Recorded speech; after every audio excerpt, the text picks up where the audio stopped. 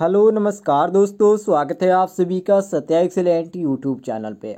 Finally दोस्तों, उन छात्रों के लिए यहाँ पर बहुत ही इंपॉर्टेंट क्वेश्चन लेके आ चुका हूँ जो छात्र आईटीआई फर्स्ट ईयर कर रहे हैं और इलेक्ट्रीशियन ट्रेड से हैं। जैसे कि मैं यहाँ पर पहले भी लिख दिया हूँ आईटीआई फर्स्ट ईयर एग्जाम, और ये जो आपका क्वेश्चन है प्रदीप्ति से है, जो कि बहुत ही इंपॉर्टेंट इसे आपका चैप्टर है और इससे ज़्यादा आपको क्वेश्चन भी पूछे जाते हैं। और आज की जो हमारी वीडियो होने वाली है 4 नंबर की वीडियो होने वाली है। पहले भी मैंने 3 वीडियो कंप्लीट कर दिया है। यदि आपने वो वीडियो नहीं देखा है तो इस वीडियो के डिस्क्रिप्शन में आपको लिंक दे दिया गया, आप वहां से भी जाकर देख सकते हैं, या मैंने फाइनली प्लेलिस्ट भी बना दिया, आप प्लेलिस्ट भी जाकर चेक कर सकते हैं। तो चलिए आज का क्वेश्चन हम शुरू करते हैं।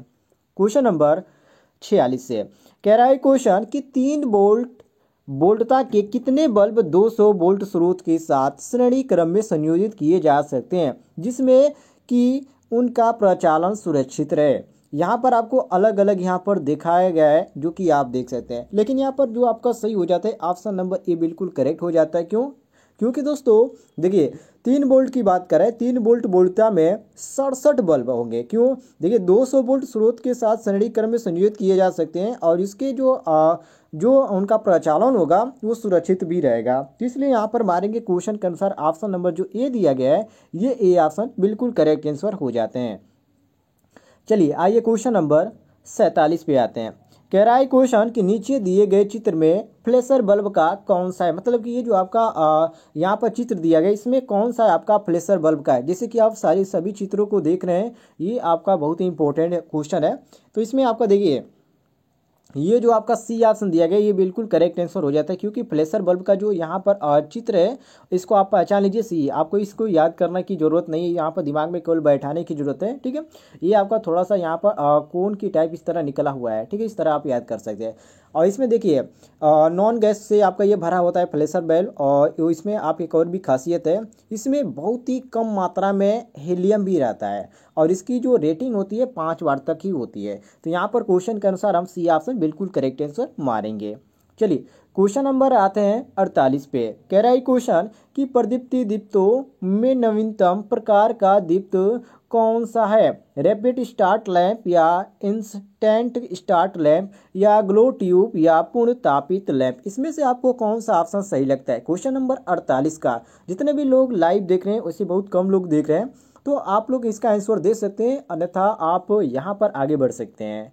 देखिए दोस्तों यहाँ पर आपका जो सही हो जाता है ऑप्शन नंबर ये बिल्कुल करेक्ट हो जाता है, रैपिड स्टार्ट लैंप। क्यों? क्योंकि दोस्तों प्रदीप्त दीप्तों की भी बात करें तो प्रदीप्त दीप्तों में नवीनतम प्रकार का जो दीप होता है वो आपका रैपिड स्टार लैंप होता है, और जो फ्लोरेसेंट लैंप होता है उसकी दक्षता इनकैंडेसेंट जो लैंप होता है उसकी 3 गुना कितना होता है? 3 गुना होता है। मतलब कि जो इंसर सरफेस होता है उसको ठोस पर लेपित रखा जाता है, और इसको आप ध्यान रखिएगा जो फ्लोरेसेंट लैंप होता है उसकी दक्षता जो डेंट लैंप होता है उसकी दक्षता से 3 गुना अधिक होता है।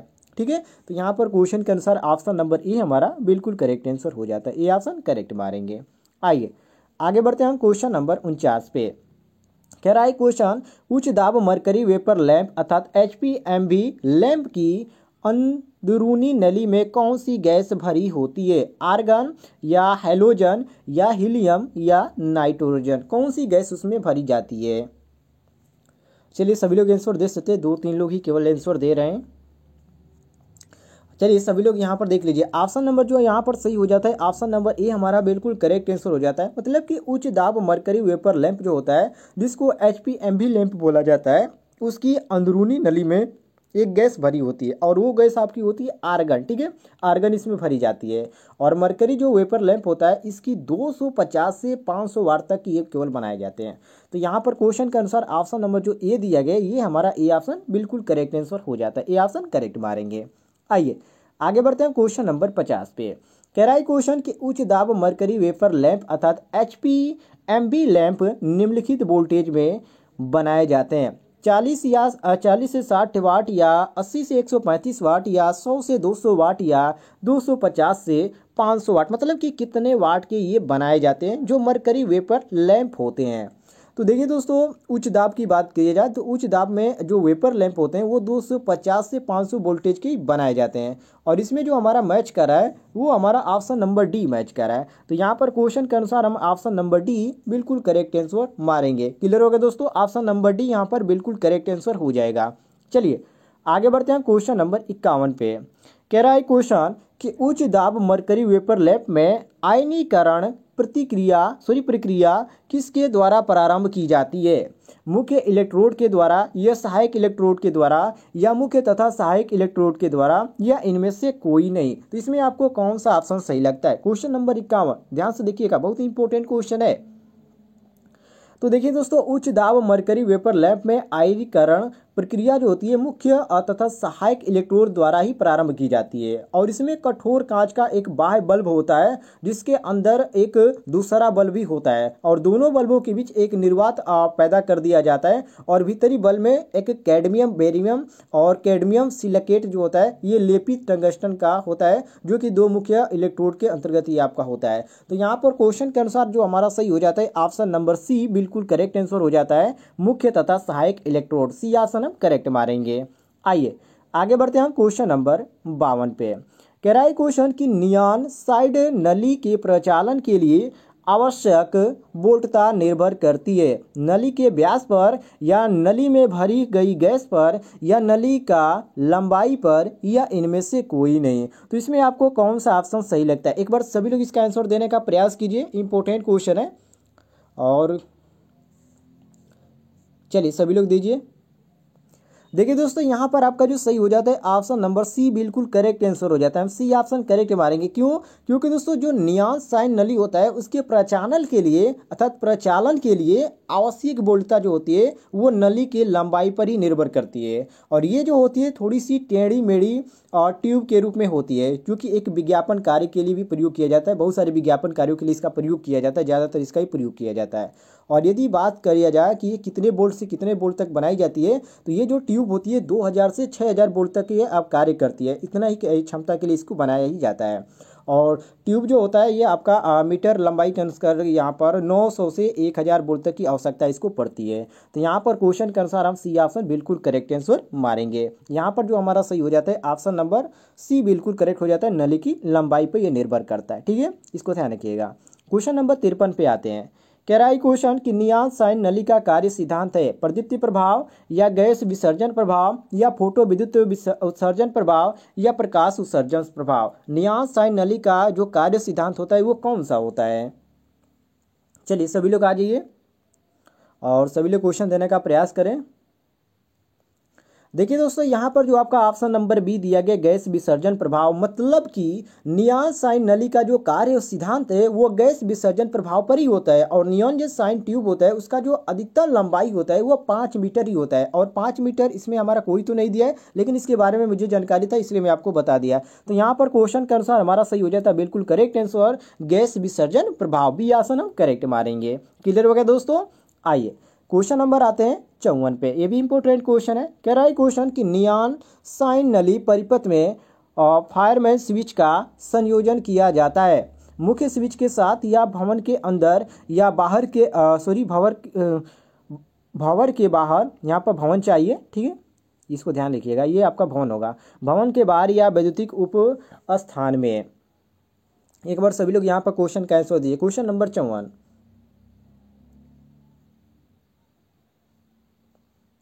देखिए दोस्तों, मैंने आपको ऊपर एक बताया था नियॉन साइन नली का, ठीक है, उसमें से समझिए कि आपका भी क्वेश्चन है। तो नियॉन साइन नली परिपथ में फायर जो मैन होता है वो स्विच का संयोजन इस ट्यूब के परिचालन के लिए 900 से 1000 वोल्ट तक ये आपका प्रति मीटर लंबाई के हिसाब से यूज करता है। और ये जो आपका होता है 1000 से 5000 वोल्ट तक की उच्च वोल्टता की इसकी आवश्यकता होती है। तो इसको भी ध्यान रखिएगा।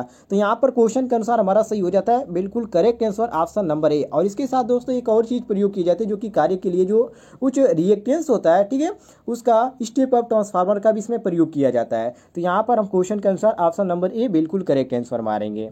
चलिए आगे बढ़ते हैं क्वेश्चन नंबर 55 पे।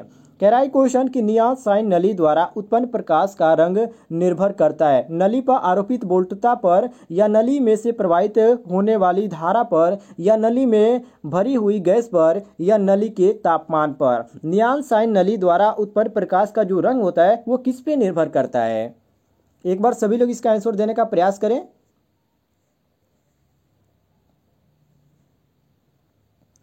तो देखिए दोस्तों, नियॉन साइन नली द्वारा उत्पन्न जो प्रकाश होता है उसका रंग नली से भरी हुई गैस पर ही निर्भर करता है, और नियॉन साइन ट्यूब के द्वारा विभिन्न प्रकार के जो रंग होते हैं उनका प्रकाश उत्पन्न करने के लिए विभिन्न निष्क्रिय गैसों का मिश्रण प्रयोग किया जाता है। इसमें बहुत सारे मिश्रण होते हैं, यहाँ पर हम क्रम से बता नहीं सकते आपको।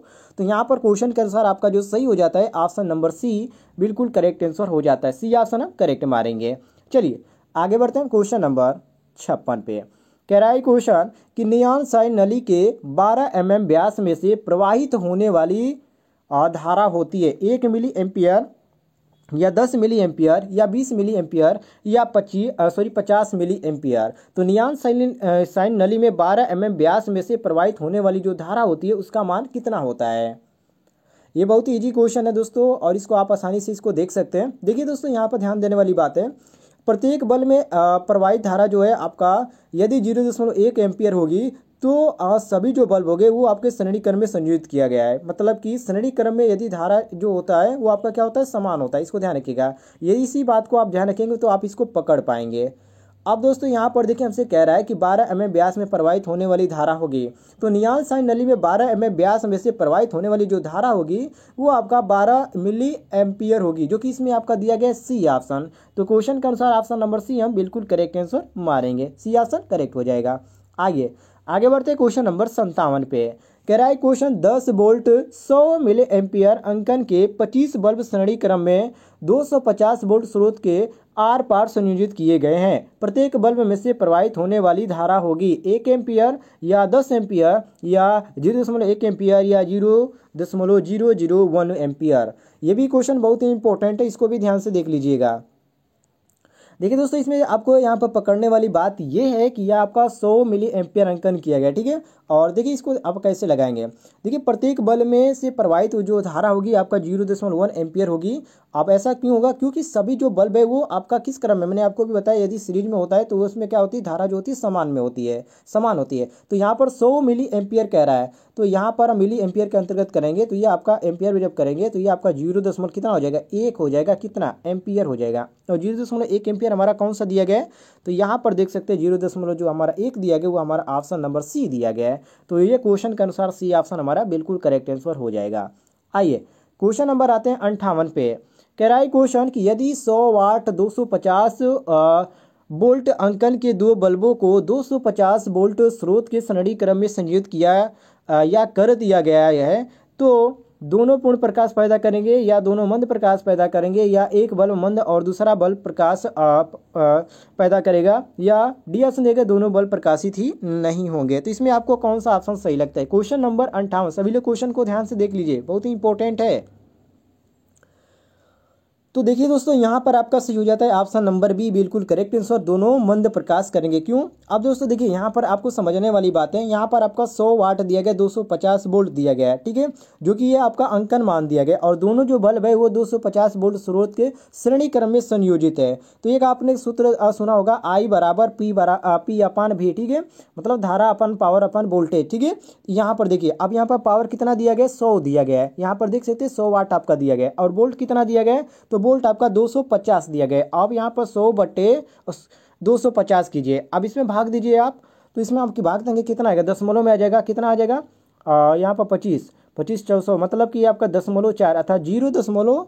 ये आपका 4 आ जाएगा, कितना आ जाएगा, ये एम्पियर में आ जाएगा। अब देखिए यहाँ पर हमारा कौन सा मैच कर रहा है, तो यहाँ पर हम इसीलिए कहेंगे कि ऑप्शन नंबर जो बी दिया गया है कि दोनों मंद प्रकाश देंगे, मतलब कि बहुत ही कम। यहाँ पर जो हमारा सही हो जाएगा ऑप्शन नंबर बी करेक्ट हो जाएगा। चलिए आगे बढ़ते हैं हम क्वेश्चन नंबर यहाँ पर 59 पे। कह रहा है क्वेश्चन कि यदि 250 वोल्टेज के बल्ब का गर्म प्रतिरोध 625 ओम है तो उसका धारा अंकन कितने एम्पियर तक वोल्टेज अंकन कितने वाट होगा। ये भी इंपॉर्टेंट क्वेश्चन है, आप सेम उसी तरह लगाइए, इसको भी आप लगा सकते हैं, ठीक है। इसको आप लगाइए V बराबर IR से। ये भी इंपॉर्टेंट है। अब देखिए इसमें आपका कौन कौन से क्या दिया गया है, तो इसमें आपका भी का मान 250 दिया गया, आई का मान हमसे पूछा है, और कितने वाट होगा यहाँ पर पहले धारा अंकन किए, पहले धारा का मान निकालेंगे उसके बाद वाट आसानी से निकल जाएगा। अब देखिए दोस्तों यहाँ पर आई का मान पहले निकालना है हमको, तो भी बराबर आई आर, तो आई का मान निकालने के लिए भी का मान हमको मालूम होना चाहिए, तो भी का मान इसमें कितना दिया गया है, तो यहाँ पर 250 दिया गया है, और आर का मान कितना दिया गया है, तो 625 ओम दिया गया। अब इसको देखिए बहुत आसान तरीका है इसको निकालने का, तो आई को हम जब बाहर निकालेंगे तो ये आपका हो जाएगा कितना, 250/625 हो जाएगा। अब इसमें भाग दीजिए तो ये भी आपका दशमलव में आएगा, तो ये आपका हो जाएगा कितना, ये आपका 4.4 एम्पियर हो जाएगा। अब दोस्तों देखिए ये आपका आ गया, इसको ध्यान रखिएगा 0.4 एम्पियर। और एक यहाँ पर पूछा है वाट, तो वाट के लिए हमारा जो सूत्र होता है एक और होता है P बराबर आई स्क्वायर आर से। अब इसको लगाएंगे। अब आई का मान हमको मालूम है, अभी निकाले हम 0.4 था, अब आई स्क्वायर कह रहा है, तो यहाँ पर 0.4 गुणे 0.4 गुणे आर का मान कितना है, तो आर का मान 625 से 625। अब देखिए ये भी बहुत आसान हो गया। अब इसको आप जब लगाएंगे तो ये आपका 4 16 हो जाएगा, और 16 625 गुणा तो दशमलव को आप ध्यान में रखते हुए इसको करेंगे तो आपका 100 वाट हो जाएगा। ये देखिए 100 वाट इसमें आपका बिल्कुल करेक्ट हो जाएगा। और 100 वाट इसमें हमारा कौन सा दिया गया है, तो इसमें आपका ऑप्शन नंबर बी दिया गया है, मतलब कि 0.4 एम्पियर 100 वाट। ये हमारा क्वेश्चन के अनुसार बिल्कुल करेक्ट आंसर हो जाता है। चलिए क्वेश्चन नंबर आते हैं 60 पे। कह रहा है क्वेश्चन की एक प्रदीप्त दीप्त अर्थात फ्लोरोसेंट लैंप उजला बुझता है, दीप को क्यों तुरंत बंद कर देना चाहिए, मतलब कि क्या रीजन है कि इसको तुरंत हम बंद कर देते हैं। चलिए सभी लोग बताइए, ऑप्शन आपके सामने है। और जैसे कि पहला ऑप्शन दिया गया चोक अथवा स्टार्टर खराब हो जाएगा, बी ऑप्शन है रेडियो रिसीवर में शक्तिशाली व्यतिकरण पैदा होगा, सी ऑप्शन आपका दिया गया वोल्टता वृद्धि के कारण दूसरे दीप्त अर्थात लैंप भी खराब हो सकते हैं, डी ऑप्शन है दीप्त के तंतु फूक जाएंगे। तो देखिए दोस्तों एक प्रदीप्त दीप जो होता है वो आपका जलता बुझता है, तो दीप को तुरंत क्या कर देना चाहिए, बंद कर देना चाहिए। अब क्यों बंद कर देना चाहिए, तो देखिए दोस्तों जो दीप होता है उसका तंतु यदि हम बंद नहीं करेंगे तो वो फूक जाएगा, मतलब जल जाएगा। तो इसलिए यहाँ पर करेक्ट मारेंगे ऑप्शन नंबर डी, बिल्कुल करेक्ट आंसर। फिलहाल दोस्तों ये थे आज के कुछ इंपॉर्टेंट क्वेश्चन। यदि आपको किसी भी क्वेश्चन में कोई भी डाउट होता है तो आप कमेंट बॉक्स में पूछ सकते हैं। तो मिलते हैं दोस्तों नेक्स्ट वीडियो में, तब तक के लिए जय हिंद, वंदे मातरम।